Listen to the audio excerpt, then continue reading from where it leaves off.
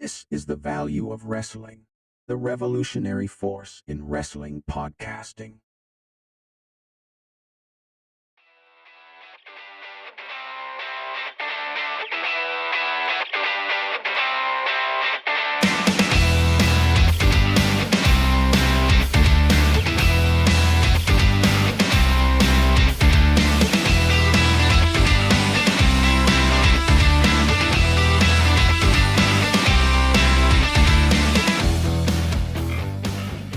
Oh, you didn't know? Well, you better call somebody, let them know, because I'm here. This is Big Time with a Big Time Rants right here on the value of wrestling. We're going to break it all down for you. A lot of stuff coming out today. This is going to be the Big Time Rants episode 83. Welcome to the party. We're going to talk about some stuff. We're going to look over some stuff. We're going to talk about the Ronda Rousey Drew Gulak incident. We're going to discuss that. We're going to talk about Corey Graves' opinion on some of the things that Ronda Rousey says. We're going to look at the changes that Triple H has implemented into WWE. What has Goldberg said after making himself look like a fool? And MJF breaking his silence. Yes, ladies and gentlemen, a lot to cover. This is the Big Time Rants. I'm the Big Time. Welcome to the Value of Wrestling right here on YouTube. Make sure you give this video a thumbs up.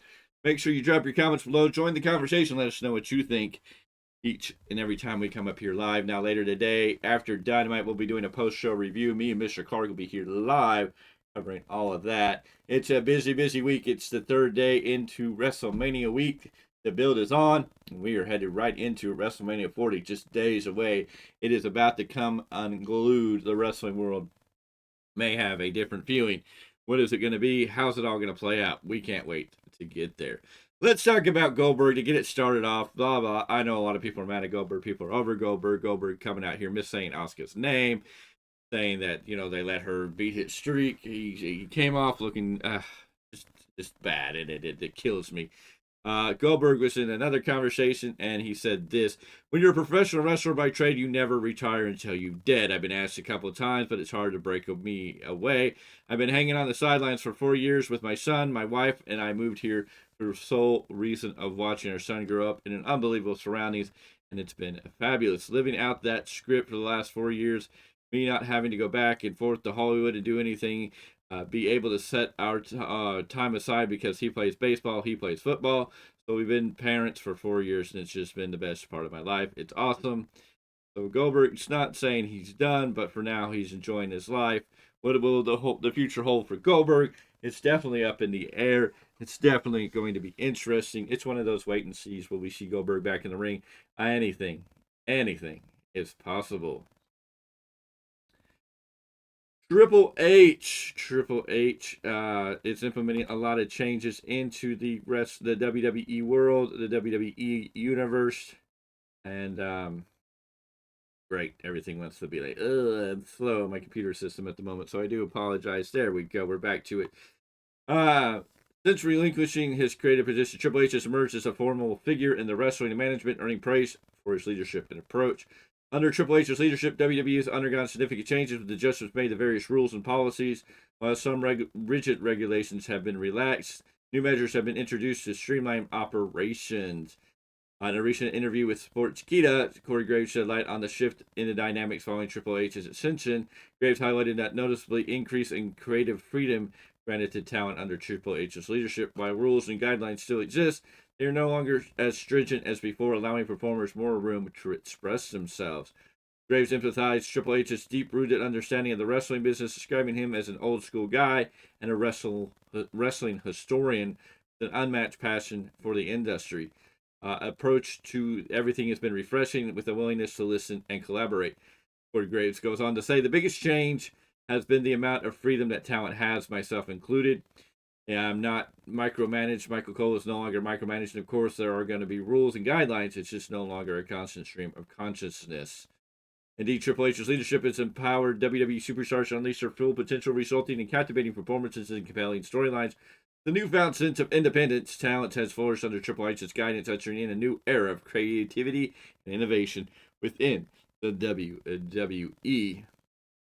So Triple H trying to implement many, many things moving forward in a new direction of WWE. It's really becoming a a better WWE than it has been in many, many years. And it's really awesome to see the changes and see these wrestlers be able to have those freedoms and getting to go forward. Can't wait to see what we get to find out there.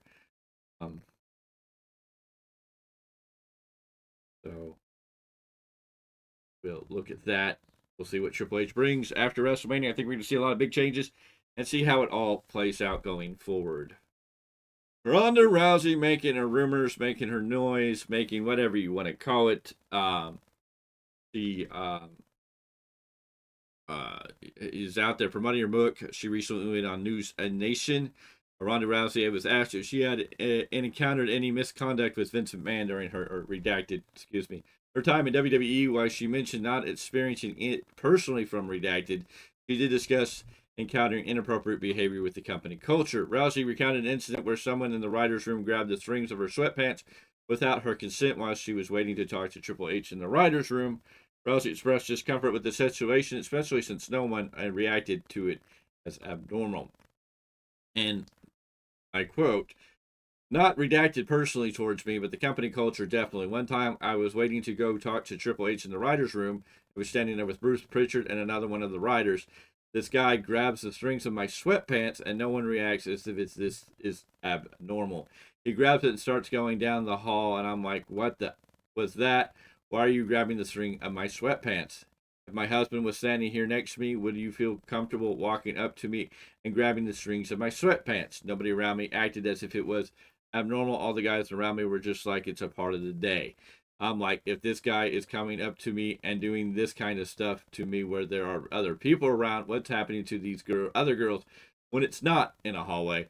That really put me on edge to where not only is this behavior prevalent, but it's so prevalent that people don't even realize it's a problem more. And that's a quote from Ronda Rousey.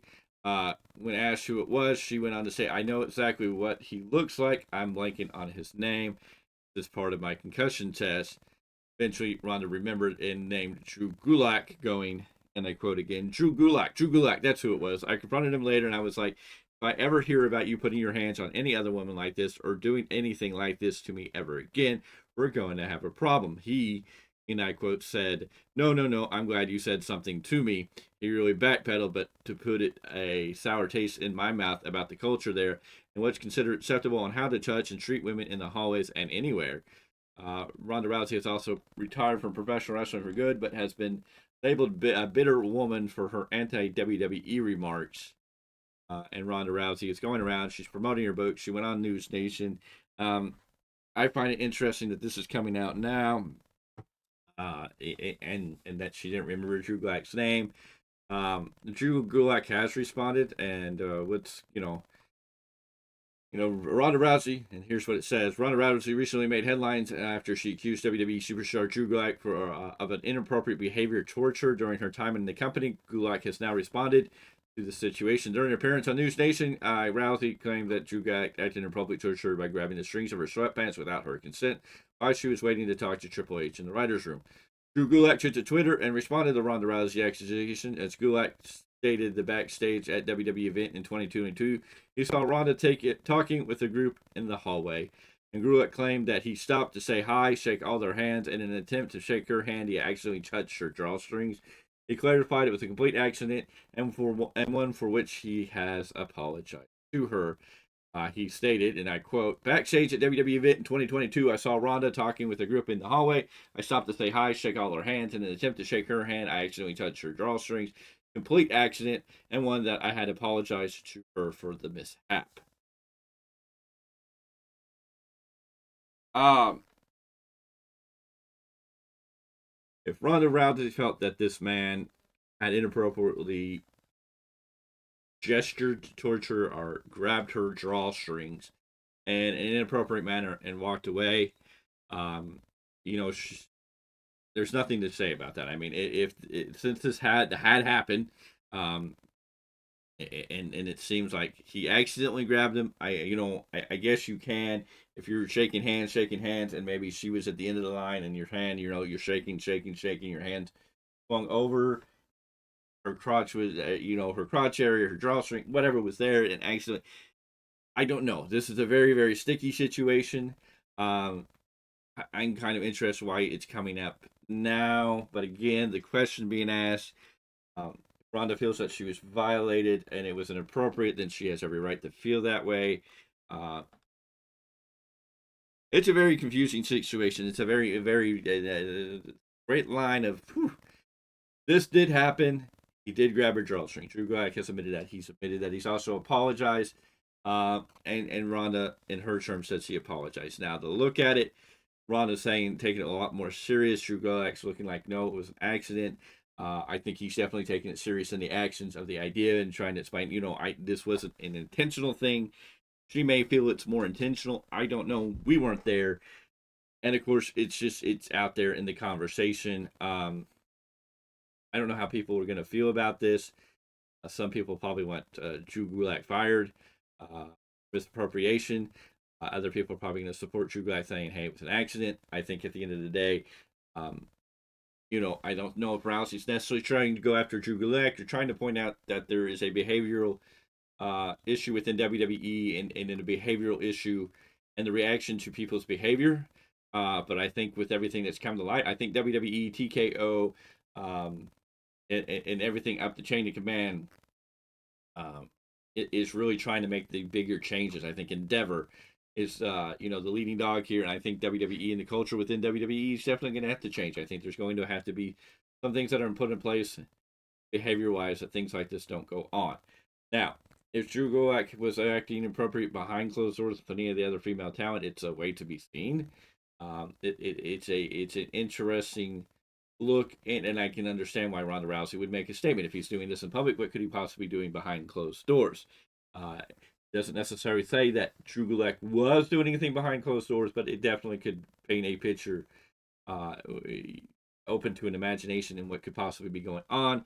And as this behavior is propagated and allowed to continue, then yes, you definitely look at it and go, okay, what needs to be changed about the structure? Now, Corey Graves has decided to chime in on this, and Ronda Rousey's and a lot of things she's saying, and he says, and I quote, Ronda came from the combat sports world, which is very different world. All right, excuse me, let me start here. I quote, listen, I take everything with a grain of salt. Listen, if you're in the business for any duration, you get used to letting those sort of things roll off your back. Everybody has a different experience in the WWE or in the wrestling business. Not everybody accomplishes what they set out to accomplish. Some people never expect to love it and fall madly in love with it. You look at a guy coming from another world like Logan Paul, who's taken to it like a fish to water. He's having a very different experience. Ronda came from the combat sports world, which is a very different world, despite being the same general flavor as wrestling, as WWE. I've always gotten along well with Ronda. Her personal experience is her personal experience, and when my name is mentioned, I can add something, but you never really fault anybody. She's entitled to her opinion, and I don't necessarily say I'm inclined to agree, and I may downright disagree sometimes, but people are entitled to their opinions, and I'm sorry she feels that way. She's got a lot of fans around the world who are grateful for her time here. So there's a lot there. People may call Ronda Rousey bitter that she never got to get over in WWE, that she never really got to achieve the success that possibly could have been there. It could have been a lot of things. She was more frustrated in the way things go, and it's very hard to decide what the truth is and what it isn't. If Ronda Rousey feels the way she does, and then she's exactly entitled to her opinion, she felt she was violated in that moment with Drew Gulak, then we have to accept that that is definitely how she felt, and that is has to be acknowledged in a sense. Now, what has happened since then? Has she, allowed that to be, I think the big thing is he's saying he's apologized, and she seems to have thought he at least made an attempt to backpedal or make it right. She didn't really say he apologized to her. So I don't know where her stance on all that is. This is something that's done and over with. She, looked at him and goes, okay, he apologized. He makes amends. It was still wrong. I don't know if she can ever forgive him for that behavior, and that's personal. Everybody has a different way of forgiving. So, I mean, I think the biggest thing is we kind of have to take this and let it be. I'm sure WWE's will do an investigation if they haven't done an investigation into the whole situation. Because I just see that there may be a backlash on Drew Gulak, that people are going to want him to be fired after this has come out. Are we going to extreme over something that may have happened? And I don't want to, put it like it wasn't a big issue, because obviously it had an effect on Ronda Rousey. She felt it was an issue, but I also don't know if it was necessarily the incident itself or more the fact that she was trying to point out the behavior of the other people around here, like John Laurinaitis, Bruce Richard, and other people who may have seen this incident take place and nobody reacting to it or nobody reprimanding Drew Gulak or taking him aside and having a conversation, that she had to do that. So I think we got to focus on the fact that there needs to be a culture change and accountability in WWE in that sense when behavior like that's happening in anybody, man or woman, or anybody else feels that they have been violated or their personal space has been violated, that there has to be some type of reaction. Somebody within in charge of some sort needs to step up and have a conversation with everybody, make sure the issue is addressed so it doesn't happen again. So that is that.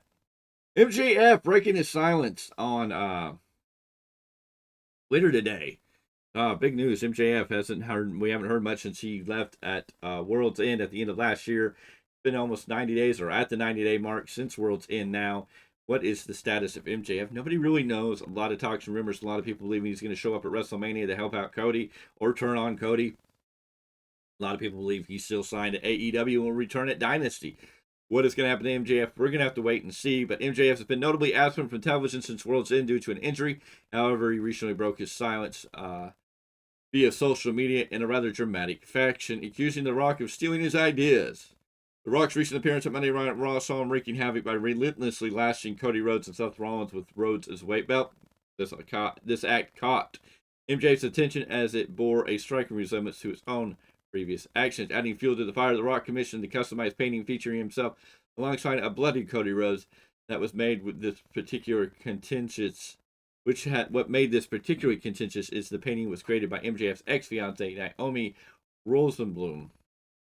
In a scathing tweet directed at The Rock, MJF didn't mince words, as he said, and I quote, "First you steal my glorious idea of lashing Cody, now you're trying to cop art from my ex. I'm a fan, but please leave me be, Dewey." Despite his return to social media, the revelation of his current status with AEW remains uncertain when MJF will make his return to TV. The lingering question now is whether there will ever be a confrontation between MJF and The Rock, adding intrigue to his subplot to the ongoing drama of professional wrestling. And yes, MJF going after the final boss and calling him Dewey.